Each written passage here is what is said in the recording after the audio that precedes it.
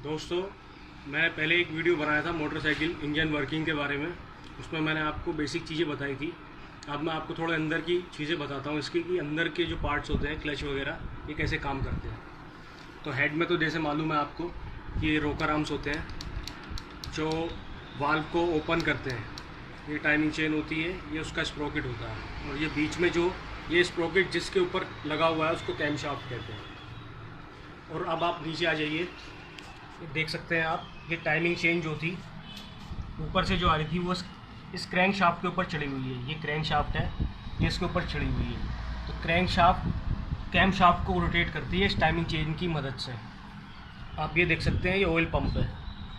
इसका काम है ऑयल को पूरे इंजन के अंदर फेंकना। ये ऑयल यहाँ सम्प में भरा रहता है नीचे। ये नीचे आप देख सकते हैं, इसका इनलेट है, यहाँ से ऑयल खींचता है और पूरे अंदर गैलरीज जो है उनके अंदर ऑयल को भेजता है। अब मैं आपको बताता हूँ क्लच के बारे में। ये आप देख सकते हैं, ये पूरी क्लच असेंबली है। ये देखिए, ये क्लच असेंबली है और ये इसका हब है जिसके अंदर ये क्लच लगती है। अब आप देख सकते हैं, ये जो ड्राइव है, ये शाफ्ट है, ये प्राइमरी ड्राइव है। यानी कि ये दो इसके अंदर शाफ्ट होती है गियर्स की। ये ड्रिवन गियर्स है। जो क्रैंक शाफ्ट है वो इनको घुमाती है और ये जो है वो दूसरी शाफ्ट को घुमाते हैं, जिससे एनर्जी जो है, जो पावर बन रही है, वो बाहर के स्प्रोकेट पे आती है। आपको बाहर का स्प्रोकेट भी दिखाया था मैं, इस तरफ है। तो देखिए, वो स्प्रोकेट है जिसके ऊपर सारी पावर आती है बाहर। तो ये एक शाफ्ट के ऊपर चढ़ा होता है जिसके ऊपर गियर होते हैं। ऐसी एक दूसरी शाफ्ट होती है जो मैंने पीछे की तरफ आपको दिखाई थी। तो ये फाइनल ड्राइव है, इसके ऊपर ये स्प्रोकेट है। इस स्प्रोकेट के ऊपर चैन चढ़ी होती है जो रियल व्हील को घुमाती है, यानी कि पीछे के पहिए को घुमाती है। तो इंजन से पावर जब इसमें आएगी तभी मोटरसाइकिल चल पाएगी। तो ये चलता है इस दूसरी शाफ्ट की वजह से। ये वो शाफ्ट है, ये शाफ्ट जब रोटेट होगी तभी वो जो फाइनल ड्राइव वाला स्प्रोकेट है वो रोटेट हो पाएगा। और ये अभी गियर में डली हुई है, इसलिए अगर ये रोटेट होगी तो वो रोटेट होगा ही होगा। पर इंजन की पावर इस क्रैंक शाफ्ट में आती है। तो इस क्रैंक शाफ्ट से पावर जानी चाहिए इसमें, जो कि ये करता है काम ये क्लच हब। इस क्लच हब पे आप देख रहे हैं गियर्स है। ये गियर्स एक तरफ जुड़ते हैं इस गियर से और एक तरफ ये शाफ्ट पे चढ़ा होता है। देख सकते हैं आप, ये शाफ्ट पे जुड़ा हुआ है और इस तरफ ये जुड़ा हुआ है इस गियर से। तो क्रैंक शाफ्ट घूमती है तो ये गियर भी घूमता है और ये हब भी घूमता है। पर ये हब जो है, खाली इस हब की वजह से ये शाफ्ट नहीं घूम सकती। इसके लिए पूरी क्लच असेंबली डालनी पड़ती है। आप देख सकते हैं, ये जो शाफ्ट है ये फ्रीली घूम रही है और हब पे कोई असर नहीं पड़ रहा। तो इसको कंप्लीट करने के लिए क्लच असेंबली की ज़रूरत पड़ती है। तो ये वो क्लच असेंबली है। ये क्लच हब चढ़ा होता है शाफ्ट के ऊपर। इस असेंबली का काम होता है इस शाफ्ट को इस हब से जोड़ना। पावर आ रही है क्रैंक शाफ्ट के ऊपर, क्रैंक शाफ्ट से जा रही है इस हब के ऊपर, पर ये हब जो है इस शाफ्ट को रोटेट नहीं कर पा रहा। इसके लिए ये क्लच असेंबली इस्तेमाल होती है। ये इस हब को इस शाफ्ट से जोड़ती है। वो किस तरीके से जोड़ती है आपको बताता हूँ मैं। ये आप लाइनिंग देख रहे हैं, ये क्लच प्लेट्स की हैं। ये क्लच प्लेट्स की लाइनिंग जो है वो इन ग्रूव्स के अंदर, ये ग्रूव्स आप देख सकते हैं, ये जो ग्रूव बने हुए हैं, इन ग्रूव के अंदर ये लाइनिंग जो है क्लच की, ये फंस जाती है इस तरीके से। और जब ये हब घूमेगा, क्लच हब जब ये घूमेगा तो ये इसको भी रोटेट करेगा अपने साथ में, क्योंकि ये लाइनिंग इसके अंदर फंस चुकी है। और अब ये जो असेंबली है ये शाफ्ट को कैसे रोटेट करेगी वो मैं आपको बताता हूँ। आप देख सकते हैं, क्लच असेंबली की दूसरी तरफ ये ग्रूव्स बने हुए हैं इसके अंदर। ये ग्रूव जो है वो इस शाफ्ट के जो ऊपर ग्रूव्स बने हुए हैं वो इसके ऊपर चढ़ जाता है और इसको अपने साथ रोटेट करता है। तो मैं आपको दोबारा बताता हूँ। पावर जाती है क्रैंक शाफ्ट पे, क्रैंक शाफ्ट से इस गियर की मदद से क्लच हब तक जाती है और क्लच हब और इस शाफ्ट को जोड़ने के लिए ये क्लच असेंबली इस्तेमाल होती है। तो देखिए, ये ग्रूव्स इस शाफ्ट के ऊपर चढ़ जाएगा, ठीक। और अब ये कंप्लीट हो चुका है।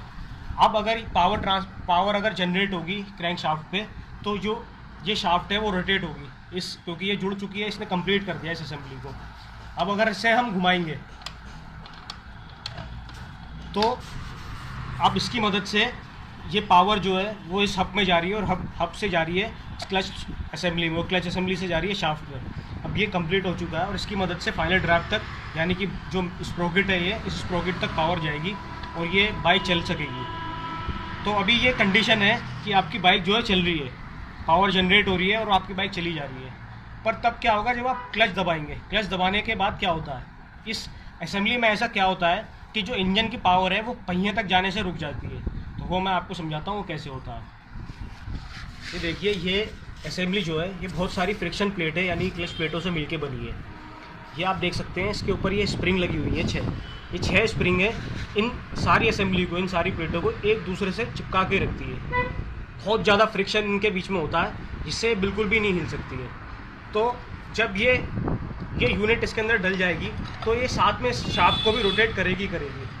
पर जब इसके बीच में जो ये प्रेशर चढ़ा हुआ है इन स्प्रिंग की वजह से, जब ये प्रेशर कम हो जाएगा तो ये फ्री हो जाती है और पावर जो है इस शाफ्ट तक नहीं जा पाती। वो मैं आपको दिखाता हूँ कैसे।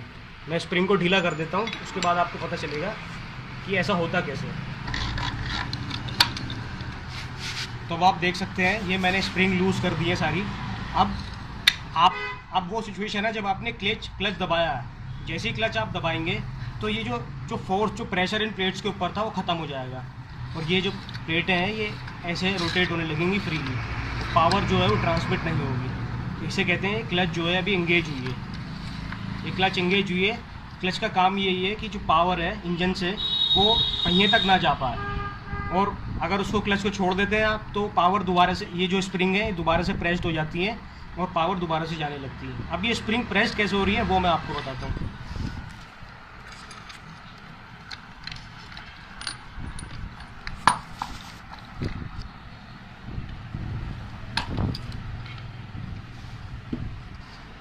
तो जो क्लच है वो फ्री कैसे होती है वो मैं आपको बताता हूँ। ये देखिए, ये क्लच कवर है। इस क्लच कवर के ऊपर ये एक इसकी असेंबली है। जब हम क्लच दबाते हैं तो एक वायर के ज़रिए ये खींचती है इस तरीके से। ठीक, इसको खींचने से क्या होता है, ये अंदर देख रहे हैं आप एक शाफ्ट है। मैं जैसे ही इस असेंबली को खींचता हूँ, जैसे मान लीजिए मैं क्लच दबा रहा हूँ, तो ये शाफ्ट है ये ऊपर की ओर आती है और क्या होता है, इस असेंबली के ऊपर ये एक बेयरिंग लगा होता है। ठीक, ये शाफ्ट जो है, ये शाफ्ट इसको प्रेस करती है। इसके प्रेस होने से क्या होता है, क्योंकि ये फंसा होता है शाफ्ट के ऊपर इस नट के ज़रिए, तो ये रिमूव नहीं हो सकता कहीं पे। तो जैसे ही वो इसको प्रेस करती है तो ये हिस्सा जो है ये इस हब पे ऐसे लगा होता है पीछे की तरफ। तो जैसे ही इसको प्रेस करते हैं ये पीछे का हिस्सा जो है ऐसे ओपन हो जाता है, ऐसे इस तरीके से, और स्पेस हो जाती है, ये फ्री हो जाती है और आपस में इनके जो फ्रिक्शन होता है वो बिल्कुल ख़त्म हो जाता है और जो पावर ट्रांसमिट हो रही थी वो होनी बंद हो जाती है। और अब मैं आपको बताता हूँ ऑयल पंप के बारे में। ऑयल पंप कैसे काम करता है। ये देखिए, ऑयल पंप है ये काम करता है इस हब की वजह से ही। इस हब के बहुत सारे काम हैं इंजन के अंदर। ये गियर जो है इसके अंदर वो इस पंप को घुमाता है अपने साथ। ये देखिए आप, ये गियर यहाँ पे मैच्ड हो रखा है इस हब के गियर के साथ। तो जब ये गियर घूमेगा तब तक ये पंप चलेगा। यानी कि जब इंजन स्टार्ट होगा तो ये हब तो घूमेगा ही, क्योंकि डायरेक्ट क्रैंक शाफ्ट से जुड़ा हुआ है। बेशक फाइनल ड्राइव तक पावर ना जाए, पहिए तक पावर ना जाए, पर ये हब तो घूमेगा ही। तो जब हब घूमेगा ये ऑयल पंप भी चलेगा। तो ये इस तरीके से काम करता है। और आपको बताता हूँ अब मैं किक असेंबली के बारे में। ये किक असेंबली है, पूरी किक शाफ्ट है। इसके ऊपर ये गियर चढ़ा हुआ है, एक ये गियर दूसरा इसके ऊपर साथ में जुड़ा हुआ है। ये भी चलता है इस हब की मदद से ही। ये छोटा गियर जो है इस वाले गियर से मैश होता है। मैं दिखाता हूँ आपको कैसे। ये पीछे वो मैश हो चुका है, तो जैसे ही हम किक मारते हैं वो गियर घूमता है, वो दूसरे गियर को घुमाता है और वो गियर इस हब को घुमाता है। ये हब घूमेगा तो ये शाफ्ट भी रोटेट होगी, पिस्टन ऊपर नीचे होगा। इस तरीके से किक काम करती है। और जाते जाते आपको इस वीडियो में एक चीज़ और बताता हूँ मैं, गियर कैसे शिफ्ट होते हैं। तो देखिए, गियर शिफ्ट होते हैं। ये गियर शिफ्ट ड्रम होता है। इस ड्रम का काम होता है गियरों को आपस में मैश कराना, जोड़ना और हटाना। तो जैसे ये रोटेट होता है तो गियर शिफ्ट होते हैं, गियर मैच्ड होते हैं। इसको रोटेट करता है ये लीवर। ये लीवर का एक सिरा बाहर दूसरी तरफ निकला होता है। आप ये देख सकते हैं, इसके ऊपर ये एक कोनिकल एक थिम्बल टाइप लगा हुआ है। ये देखिए इस तरीके से काम करता है। ये पिन जो इसके ऊपर चढ़ी हुई है, ये इन पिनों को घुमाता है इस तरीके से। ये देखिए, ये गियर डल रहे हैं और ये गियर निकल रहे हैं, ठीक। तो ये इस तरीके से काम करता है। देखने के लिए बहुत बहुत शुक्रिया। और जानकारी आपको दूसरे वीडियो के अंदर बताऊँ।